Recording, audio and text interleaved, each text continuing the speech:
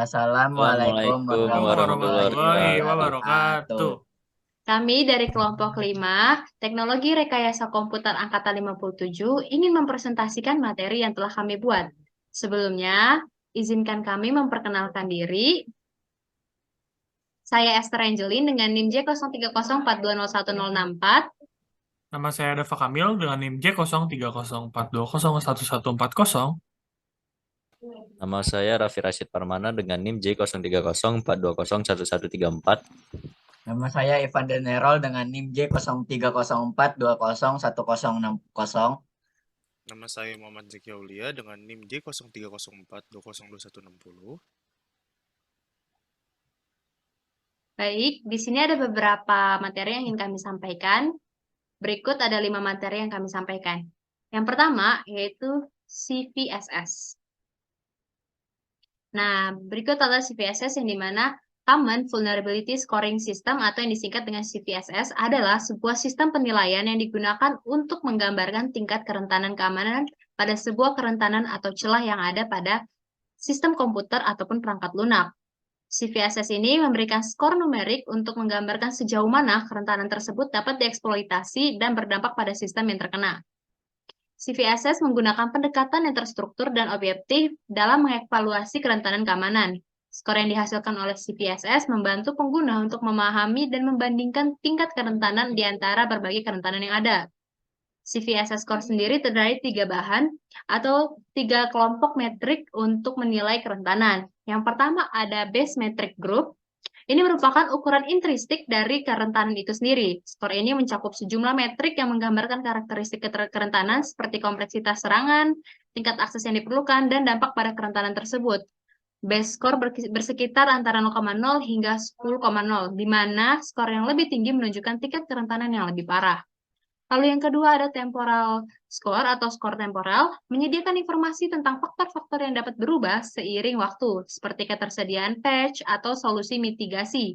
Skor ini memberikan pandangan yang lebih akurat tentang tingkat kerentanan saat berdasarkan faktor-faktor yang relevan. Lalu yang ketiga ada environmental score atau skor lingkungan, menyesuaikan base score dengan mempertimbangkan faktor-faktor spesifik dari lingkungan di mana kerentanan terdapat.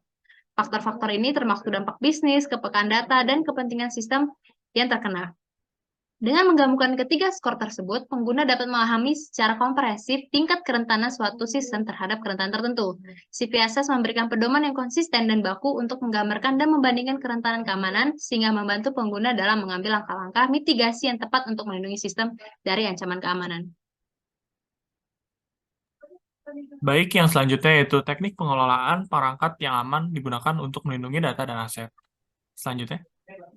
Nah, manajemen resiko. Manajemen resiko melibatkan pemilihan dan spesifikasi kontrol keamanan untuk suatu organisasi.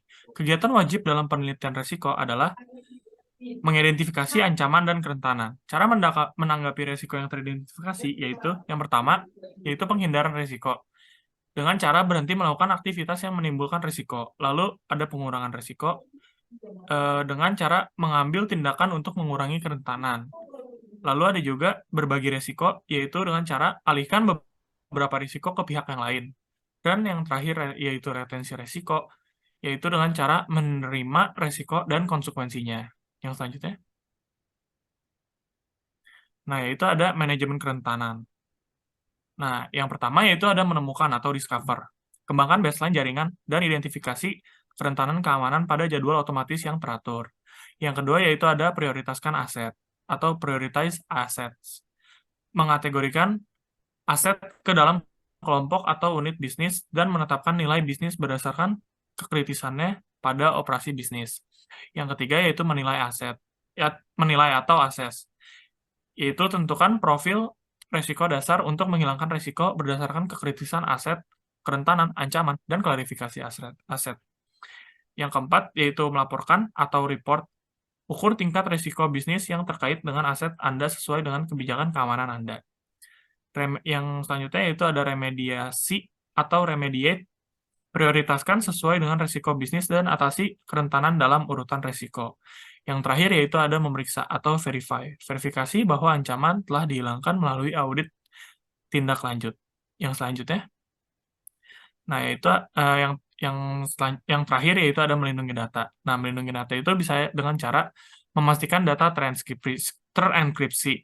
Nah, setiap situs memiliki sistem keamanan enkripsi untuk memastikan data terkode dengan aman saat dikirimkan lewat situs website. Contohnya seperti Secure HTTP atau yang disebut dengan HTTPS dan sertifikasi SSL. Yang kedua yaitu berhati-hati saat menggunakan jaringan Wi-Fi. Nah, jaringan Wi-Fi ini bisa disalahgunakan oleh orang yang tidak bertanggung jawab untuk mencuri data pribadi jika biasanya menggunakan Wi-Fi yang diakses secara gratis. Yang ketiga yaitu waspadai tautan phishing. Saat ini banyak sekali tautan atau link yang mengatasnamakan instansi atau organisasi. Dalam beberapa kasus, link tersebut dapat mengarahkan ke halaman login palsu sebagai jebakan dan mencuri data pribadi. Yang keempat yaitu gunakan password yang sulit ditebak. Nah, password atau kata sandi adalah hal yang paling penting dalam akses login. Oleh karena itu, gunakanlah kata sandi yang sulit untuk ditebak. Yang terakhir ada gunakan metode incognito ketika berselancar. Nah, saat berselancar di internet, gunakanlah mode penyamaran. Nah, saat ini kebanyakan browser canggih sudah memiliki mode ini. Di dalam mode ini akan mematikan perekaman data ketika browsing. Baik, lanjut ke materi selanjutnya yaitu penjelasan bagaimana sistem manajemen keamanan informasi digunakan untuk melindungi aset. Selanjutnya, sistem manajemen keamanan informasi adalah kerangka kerja yang digunakan untuk mengelola dan melindungi aset informasi dalam suatu organisasi.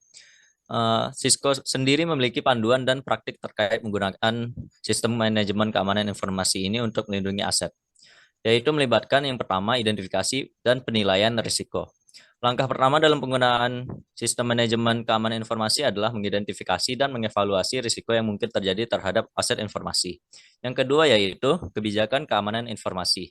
Menerapkan kebijakan keamanan informasi yang jelas dan terdefinisi dengan baik. Kebijakan ini menyediakan pedoman dan prosedur untuk pengelolaan keamanan informasi yang melibatkan semua pengguna. Lalu lanjut ke yang ketiga yaitu perencanaan dan implementasi kontrol. Setelah risiko diidentifikasi, langkah selanjutnya adalah merencanakan dan menerapkan kontrol keamanan yang sesuai dengan masalah untuk mengurangi risiko tersebut. Lalu yang keempat yaitu pelaksanaan dan operasionalisasi. Diterapkan secara menyeluruh di seluruh organisasi untuk memastikan bahwa kebijakan dan kontrol keamanan informasi diikuti dan dilaksanakan dengan benar. Dan yang terakhir yaitu monitoring dan peninjauan. Cisco melakukan pemantauan dan peninjauan terus-menerus terhadap sistem keamanan mereka untuk mendeteksi ancaman potensial, kelemahan baru, dan untuk memastikan kepatuhan terhadap kebijakan kontrol dan keamanan yang ditetapkan. Sekian. Selanjutnya adalah menjelaskan perilaku protokol jaringan umum dalam konteks security monitoring. Di sini ada 7 poin utama. Yang pertama, 1. Penggunaan protokol yang aman. Memastikan bahwa protokol yang digunakan dalam jaringan memiliki mekanisme keamanan yang memadai. Protokol seperti HTTPS, SSH, atau IPsec. Menggunakan enkripsi untuk melindungi integritas dan kerahasiaan data saat transit. Kedua, autentikasi dan otorisasi. Protokol jaringan umum harus mendukung mekanisme autentikasi dan otorisasi yang kuat. Ini memastikan bahwa pengguna yang sah dan diotorisasi yang dapat mengakses sumber daya jaringan yang sensitif. Contoh protokol yang menawarkan fitur ini adalah Radius atau Remote Authentication Dial-in User Service. Lalu ada TACACS Plus, yaitu Terminal Access Controller Access Control System Plus. Selanjutnya, audit dan logging. Protokol jaringan umum harus mampu menghasilkan log dan catatan audit yang lengkap. Ini termasuk informasi seperti log aktivitas, percobaan login, dan login yang gagal. Dengan memantau login, serangan dan perilaku mencurigakan dapat terdeteksi lebih awal. 4. Deteksi ancaman. Protokol jaringan umum harus berisi mekanisme untuk mendeteksi ancaman keamanan. Misalnya protokol seperti Intrusion Detection System atau IDS atau Intrusion Prevention System atau IPS. Data digunakan untuk memonitor lalu lintas jaringan dan mendeteksi aktivitas yang mencurigakan dalam serangan yang berpotensi. Lanjut nomor 5, pemantauan lalu lintas jaringan. Protokol jaringan umum harus mendukung kemampuan untuk memantau lalu lintas jaringan secara real time. Ini memungkinkan pengelola jaringan untuk mengidentifikasi dan menanggapi serangan atau aktivitas mencurigakan dengan cepat. Selanjutnya nomor 6, keamanan data. Protokol jaringan umum harus memberikan perlindungan terhadap ancaman keamanan data seperti pengubahan data atau penyadapan data. Selanjutnya, protokol seperti IPsec dan SSL TLS menyediakan enkripsi end-to-end untuk melindungi data saat transit. Selanjutnya, yang terakhir, nomor 7, pembaruan dan perbaikan.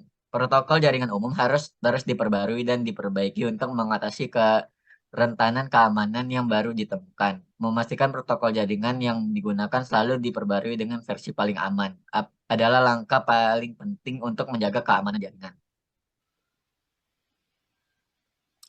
Selanjutnya adalah menjelaskan bagaimana teknologi keamanan mempengaruhi kemampuan untuk monitoring protokol jaringan komputer, jaringan atau jaringan umum. Di sini, teknologi keamanan memainkan peran yang sangat kritis dalam memonitor protokol jaringan umum. Dalam konteks ini, ada beberapa teknologi keamanan yang memiliki pengaruh signifikan, dan berikut adalah 4 contohnya, yaitu firewall, IDS atau Intrusion Detection System, lalu ada IPS Intrusion Prevention System, serta ada Network Monitor Tools. Untuk yang firewall sendiri, itu adalah teknologi yang digunakan untuk mengontrol lintas jaringan antar jaringan internal dan eksternal. Firewall dapat menerapkan kebijakan keamanan yang dapat memblokir atau mengizinkan lalu lintas berdasarkan aturan yang telah ditentukan. Untuk yang IDS sendiri adalah teknologi yang digunakan untuk mendeteksi aktivitas yang mencurigakan atau ancaman potensial pada jaringan. IDS secara terus-menerus memantau lalu lintas jaringan untuk mencari tanda-tanda aktivitas yang tidak normal. Lalu ada IPS. IPS adalah teknologi yang mirip dengan IDS, tetapi dengan kemampuan yang tambahan untuk mencegah serangan langsung dengan mengambil tindakan otomatis. IPS dapat mengidentifikasi serangan yang sedang terjadi dan mengambil langkah-langkah untuk memblokir serangan tersebut, sehingga mempengaruhi kemampuan untuk memonitor protokol jaringan umum dengan memberikan perlindungan aktif. Untuk yang terakhir adalah Network Monitor Tools, itu adalah sebuah alat yang memantau jaringan yang tersedia, seperti Wireshark, Nagios, PRTG. Alat-alat itu memungkinkan untuk administrator jaringan memonitor lalu lintas jaringan secara rinci, termasuk protokol yang digunakan. Dengan menggunakan alat-alat ini, administrator dapat menganalisis lalu lintas jaringan untuk mendeteksi masalah keamanan, menganalisis kinerja jaringan, serta mengidentifikasi aktivitas yang mencurigakan. Baik, sekiranya yang dapat kami sampaikan. Mohon maaf apabila ada kesalahan. Terima kasih. Wassalamualaikum Assalamualaikum warahmatullahi warahmatullahi wabarakatuh. wabarakatuh.